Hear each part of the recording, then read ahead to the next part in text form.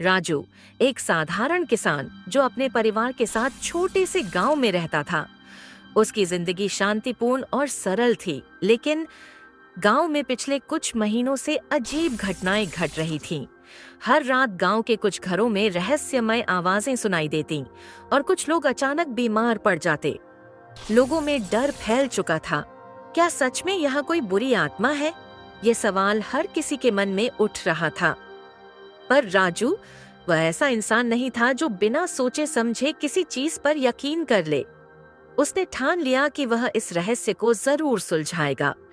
एक रात जब पूरा गांव गहरी नींद में था, राजू ने हिम्मत करके गांव के बाहरी इलाके की ओर कदम बढ़ाया।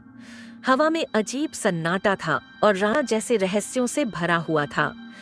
क्या मैं सही कर रहा हूँ?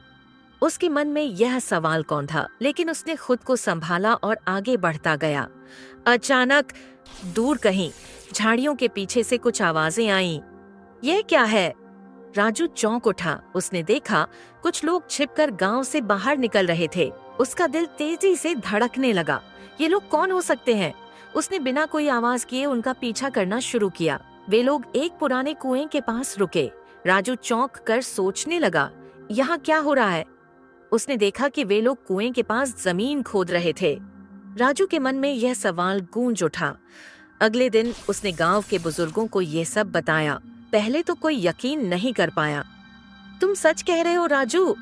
किसी ने शक से पूछा, लेकिन जब वह उन्हें उस कुएं के पास ले गया और सबने खुदाई के निशान देखे तो सबकी आंखें फटी की फटी रह गईं। कुएं के नीचे से खजाना मिला, वही खजाना जिसे चोरी करने के लिए बाहर के लोग गांव वालों को डरा रहे थे। तो ये सब बस एक चाल थी। गांव के लोग हैरान रह गए। राजू ने सबको बचा लिया था। गांव वालों ने उसकी बहादुरी की सराहना की। तुमने तो कमाल कर दिया राजू।